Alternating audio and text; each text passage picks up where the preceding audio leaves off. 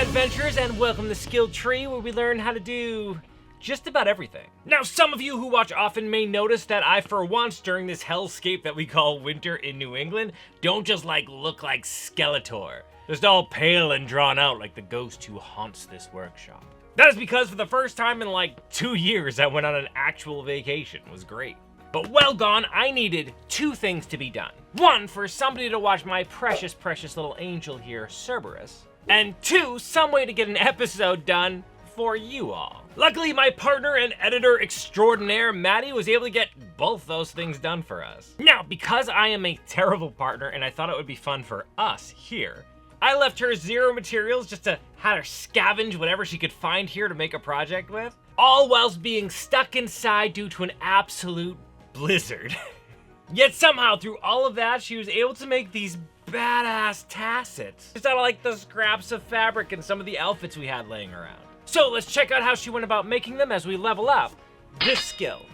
So this specific bit of kit here, she decided to make for her character that she uses at the Reckoning LARP named Evelyn. She's talked about her in this video here where we went over our first time LARP experience. Not only that, but as part of round 2 of our level up LARP competition, which I'll talk a little bit more about later on in case you don't already know. Anywho, for starters, she used the Kaja skirt from Bergsnyder, which she had dyed green before coming up here with some RIT dye. Just as a side note, we learned recently that RIT dye has a really good website to tell you how to mix different dyes together to get exactly the color you're looking for. Using that information, she was able to make this mint green color for this dress. So the main issue with this piece in her mind is that she just doesn't see her character wearing a dress as she traipses through the wilds during a war. Right, it's gonna get caught in thorns and brambles or be really heavy while walking in the rain. Just generally be a pain in the ass, you know, like the person wearing it.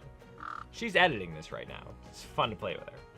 So instead, she pulled another item of clothing out of the pile we had ordered from Bergsnyder, specifically the Threa skirt, and came up with the idea that she could use it in conjunction with some other stuff to make this kind of gambeson pattern to protect her legs. So first things first, she cut the front panel off of that skirt, as the only thing she really needs were the 2 side panels that drape over the thighs. Next, she trimmed the sides of those panels to be a little bit smaller so they'd be a little less bulky, and instead just add some extra padding over the rest of her clothes. With that base all figured out, the next course of action was to cut up that skirt. First, she went ahead and got rid of that elastic band across the top, and then busted out the seam ripper and opened up one of those seams so that she was able to open up the skirt flat across the table. With that all laid out, she placed those base panels that she had figured out on top so that she could use them as a template to cut out matching panels from the skirt fabric. Then use that first cutout as a template to get her second cutout to be exactly the same. With those all cut out, she locked those green topmost panels onto the bottom ones, but only stitched it across the top and outer side. So the way a gambeson typically works is you have 2 layers of fabric with some batting material stuffed into the middle. This gives some added quilting to provide some extra protection wherever you're gonna put it. So by only securing the top and the sides, she left an opening so she can shove other stuff inside of there and sew it up. So with that all sewn together, she took some scraps from the Bergsnyder cloak that I made earlier and started cutting a panel from it. Check out this video here if you want to see how that cloak came out, by the way. Now with that piece of wool all shoved inside between the panels, she went ahead and sewed along the 2 remaining edges just to make sure it was all secured and locked into place. Just as an FYI, because I didn't make this thing, I'm reading notes that she put right here, and it specifically says, "Please don't mock me for my horrible sewing." So I thought it would be a lot of fun if we just, I don't know, mock her a little bit down in the comments section. I think that would be fun. I mean, or you could be super supportive and be like, hey, you're doing better every day or something, but you know, I think we both know what's more fun. She is smart though, because she's weaving in the fact that her character isn't good at sewing and she's making this on the road as she's traveling during a war. So of course it's gonna be rough and hastily stitched together. Which I love. It's fun how much you can add little things like that to make anything that's an imperfection just kind of part of the story. I like that. Now, normally at this point of a video is where I'd introduce a sponsor of some sort. But I thought instead it would be way more fun to watch this video of Madi trying to walk Cerberus during a snowstorm. He fights with her and pulls at his leash until she falls down. And then spends the next hour looking through the snow to find her fallen earbud. I was laying on the beach watching this from my door cam. Made my vacation. Anyways, with all that sewn together, it was time to start making this thing look like a gambeson. To do this, she started by marking the fabric with a chalk pen, measuring out 3 inches for the horizontal marks and 2 inches for the vertical marks. Then she added some extra diagonal lines across the horizontal marks for some extra structure, and just because it honestly kind of looks cool. It does end up looking really cool, I'll give her that.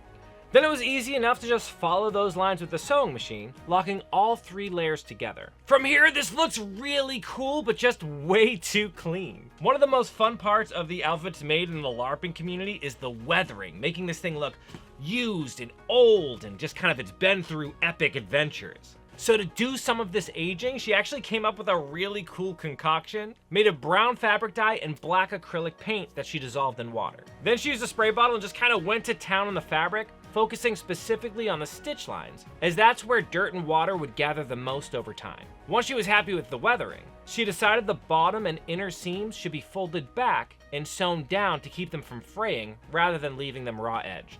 To protect those seams along the top and the side, she covered them with some black ribbon and sewed them into place. This is where she specifically wrote to remind everybody that Evelyn, her character, canonically sucks at stitching. And to keep that in mind while she's sewing the hem as the last thing she did, rather than do it all along the project. I think she's milking this narrative real hard, but I mean, it works, it does. Okay, so now that those are all finished up, she next went in with some more paint and dye to age those edges up and help everything blend together. This time, she dry brushed some black paint directly into the fabric to give it a lot more texture and just some extra staining in those areas. And bam! Check that out! That looks super slick! I love how good the aging came out and just how everything kind of comes together, that rough, even though some of it's like just her inexperience. She weaved it into the story and honestly, it looks really cool. From like a maker's perspective, it's really cute that she did one whole side all the way till finished and then started on the second side, like didn't even start it throughout the whole thing and do it together. Kind of cute.